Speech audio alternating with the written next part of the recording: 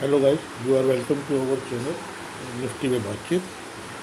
आज हम ये वीडियो बना रहे हैं जो सेबी ने एक पीछे आपको याद हो एक रिपोर्ट पब्लिश की थी जिसमें उन्होंने ये बताया था कि 93% traders are losing the money in F N O segment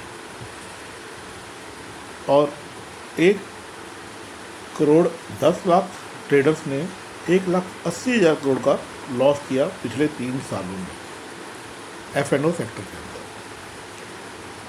retailers ने लूज किया, ठीक है, 1,80,000 करोड़ रुपये लूज किया, बट ये किसकी पॉकेट में गया पैसा? तो ये रिपोर्ट यही बताती है कि ये पैसा अगर देखा जाए तो एक तरीके से या तो जो एच एन आई है, हाई नेटवर्थ इंडिविजुअल है जो हमारे कंट्री के अंदर, और जो एफ आईज है उनकी पॉकेट में ये पैसा चला गया। मतलब रिटेलर से पैसा निकला और बड़े ट्रेडर के पास ही पैसा चला गया। बड़ी मछली छोटी मछली को खा गई। अब इसके पीछे का लॉजिक क्या है? इसके पीछे का लॉजिक क्या है कि बड़ी मछली के पास में पैसा जाता है छोटी मछली से। वो ऐसा कब होता है? ऐसा तब होता है जो पैसे की ताकत है जिन लोगों के पास, वो मार्केट को मैनिपुलेट करते हैं और उसमें रिटेलर ट्रैप होते हैं और पैसा रिटेलर की जेब से निकल के बड़े ट्रेडर के पास चला जाता है। तो क्वेश्चन ये उठता है कि सेबी ने इसके लिए क्या स्टेप लिए थे या क्या मेजर्स लिए हुए थे कि ये लोग मैनिपुलेट ना कर पाए। ये मैनिपुलेट कर पाए, ये अपने आप में ये दिखाता है कि इसका मतलब सेबी ने कोई ऐसे मेजर्स नहीं ले रखे थे कि मैनिपुलेशन ना हो सके मार्केट में। This means door are open for the manipulation in the market, provided the person should have sufficient fund, he should be big trader who can manipulate the market. और वही हुआ है, मार्केट को बड़े ट्रेडर्स ने manipulate किया और retailer को ट्रैप किया और रिटेलर की जेब से पैसा निकाल के अपनी जेब में डाला। तो पहला तो क्वेश्चन हो गया कि ठीक है, सेबी ने कोई मेजर्स नहीं ले रखे, this means regulators is not there. Second question ये आता है कि अब इसका ब्रेकअप क्या है? ठीक है, 1,80,000 करोड़ रिटेलर्स ने यूज किए, बट उनका प्रॉफिट इतना नहीं दिख रहा है एच एन आई और एफ आई का 1,80,000 करोड़ रुपये। क्योंकि नहीं दिख रहा है? क्योंकि 1,80,000 करोड़ में जो सेबी ने और गवर्नमेंट ने और एक्सचेंज ने जो ट्रांजेक्शन चार्जेज लिए, जैसे एस टी टी लिया है, ब्रोकर ने ब्रोकरेज लिया है, सेंट्रल गवर्नमेंट ने एस टी टी लिया, सेबी ने सेबी टर्न ओवर फीस ली, एक्सचेंज ने एक्सचेंज ट्रांजेक्शन चार्ज लिया और इन्वेस्टर प्रोटेक्शन फंड को भी एक फीस पे की गई। वो अपने आप में 50,000 रुपये पर पर्सन, मतलब जो 1,10,000 ट्रेडर है, 50,000 पर पर्सन तो उन लोगों ने खर्च किया है वो पैसा। तो इसका क्या मतलब निकल के आता है? आप सोचिए। इसका मतलब इस अमाउंट का ऑलमोस्ट 30% सॉरी, मतलब कि 54,000 करोड़ से ज़्यादा, 55,000 करोड़ और 60,000 करोड़ रुपीज़ तो इसमें वो है जो कि उसने खर्चा किया उन ट्रांजेक्शन्स को अकर करने में।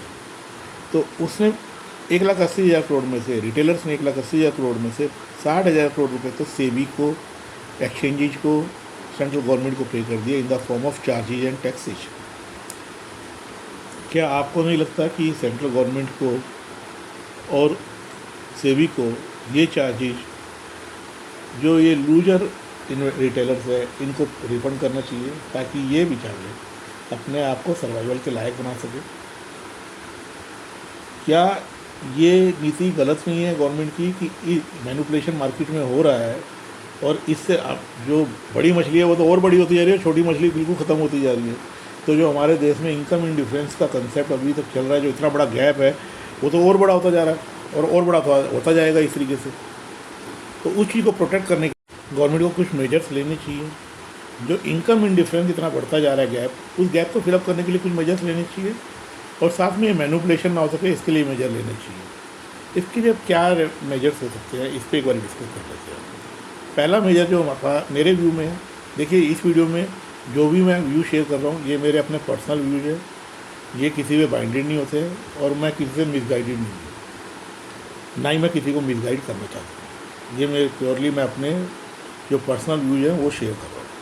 तो पहला इसमें मेजर जो बनता है वो ये बनता है कि government, SEBI, exchanges should refund the charges collected from these losers to them so that they can survive in the market. Second measures, SEBI को ऐसे मेजर्स एक्सचेंज में लगाने चाहिए कि जो बड़े ट्रेडर्स है, HNIs है, FIs है, वो मार्केट को मैनिपुलेट ना कर पाए। ऐसा बहुत बार देखा गया है कि एक ही दिन में वो 500 पॉइंट की बड़ी कैंडल बना देते हैं और रिटेलर को ट्रैप कर देते हैं। ऐसा कैसे होता है आप सोचिए। ऐसा समझने के लिए आप एक चीज़ देखिए, हमारे यहाँ पे कुछ स्टॉक ऐसे रखे गए हैं जिनकी वेटेज बहुत ज़्यादा है, HDFC, रिलायंस, ITC।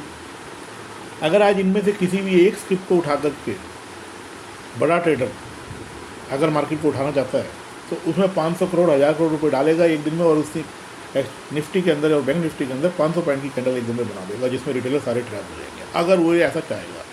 और ये होता है कि वो नीचे के रेट पे कॉल उठाता है, जब तक मार्केट को नीचे गिरा के रखेगा उधर कॉल खरीदता रहेगा और उसके बाद में एकदम में किसी भी एक स्क्रिप्ट में मोटी बाइंग करेगा इनमें से जिसकी हैवी वेटेज है, और मार्केट को एकदम में ऊपर टांग देगा, जिसमें रिटेलर पूरी तरह ट्रैप हो जाएगा।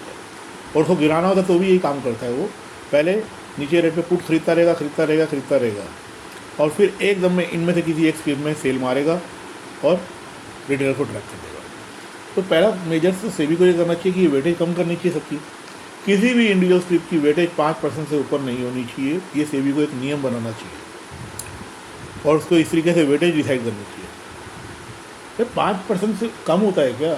आज किसी को मैनिपुलेट करने के लिए आपने एक हाथ में हथियार दे रखा है बड़े ट्रेडर को, पैसा तो उनके पास है ही है, आपने वेटेज इतनी बड़ी दे करके उन शेयरों की उनके हाथ में एक हथियार दे दिया मार्केट को मैनिपुलेट करने का। तो इसको तो पहले दूर करिए, इसको दूर नहीं किया जा रहा है। दूसरी चीज़ आ रही है कि सेबी को इसके अलावा ऐसे मेजर्स लगाने चाहिए, कौन सा फंड कितना पैसा इंड्यूस कर सकता है एक दिन के अंदर, उस पर एक लिमिट लगानी चाहिए, एक अपर सर्किट लगाना चाहिए कि इससे ऊपर पैसा एक दिन में बिल्डअप नहीं कर सकता बड़ा ट्रेड में, तो ये मैनिपुलेशन ताकि रुके।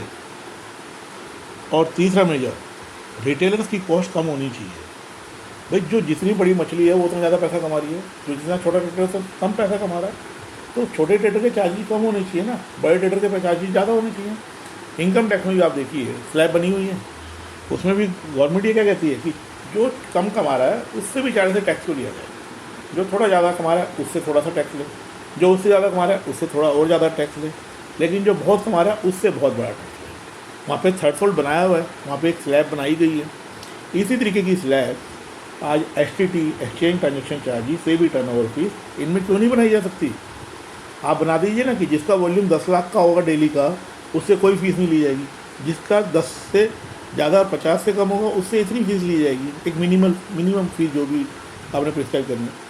बना दीजिए कि 50 लाख से 1 करोड़ वाले के बीच में इतनी फीस ली जाएगी, 1 करोड़ से ऊपर वाले को इतनी फीस, 5 करोड़ से ऊपर वाले को इतनी फीस। आप मैक्सिमम बर्डन 5 करोड़ से ऊपर वाले पे शिफ्ट कर दीजिए ना, आपकी कलेक्शन उससे एम्पर नहीं होगी, आपकी कलेक्शन उतनी ही रहेगी, लेकिन उससे क्या होगा, जो बड़े ट्रेडर है उसकी कॉस्ट बढ़ जाएगी, छोटे ट्रेडर की कॉस्ट कम हो जाएगी। तो ये कुछ मेजर्स हैं जो गवर्नमेंट को और सेबी को लेने चाहिए ताकि रिटेलर इस मार्केट में काम कर सके और एक कामयाब ट्रेडर बन सके। एक बार समराइज कर लेते हैं जो भी मैंने व्यूज अपने दिए। मेरे व्यू ये है कि गवर्नमेंट को जिन भी रिटेलर्स ने मनी लूज करी है, जो 93% रिटेलर गवर्नमेंट बोल रही है कि 1,80,000 करोड़ रुपये लूज कर दिया, उन्होंने जो भी 3 साल में ट्रांजेक्शन चार्जेस पे किए in the form of brokerage, exchange transaction charges, STT, SEBI turnover fees, IPFT, वो रिफंड कर देने चाहिए। Second measure, government should tell the investors कि जिसका इन्वेस्टमेंट 10 मतलब पोर्टफोलियो 10 लाख से नीचे है वो FNO में नहीं आएगा, वो सिर्फ मार्केट में एज ए इन्वेस्टर काम करेगा। थर्ड थिंग, चार्जेज छोटे ट्रेडर पे कम लगाए जाने चाहिए, बड़े ट्रेडर पे ज़्यादा लगाने चाहिए, उसके लिए एक स्लैब बना देनी चाहिए जैसा मैंने इस वीडियो में बताया। चौथा, जितने भी बड़े ट्रेडर हैं उनके लिए एक दिन की जो ट्रांजेक्शन है उसकी एक अपर कैश फिक्स करनी चाहिए कि इससे ऊपर की ट्रांजेक्शन आप नहीं कर सकते। पांचवा चीज़, जितने भी हैवी वेटेज स्टॉक है जैसे HDFC, रिलायंस, ITC, इनकी वेटेज कम करके गवर्नमेंट को ऐसे लेवल पर लानी चाहिए कि इनमें लोग मैनिपुलेशन ना कर सकें, क्योंकि इनमें मैनिपुलेशन करना उनका उद्देश्य नहीं होता, उनका उद्देश्य होता है मार्केट में मैनिपुलेशन करना। ये शेयर एक उनका जरिया होता है मैनिपुलेशन करने का।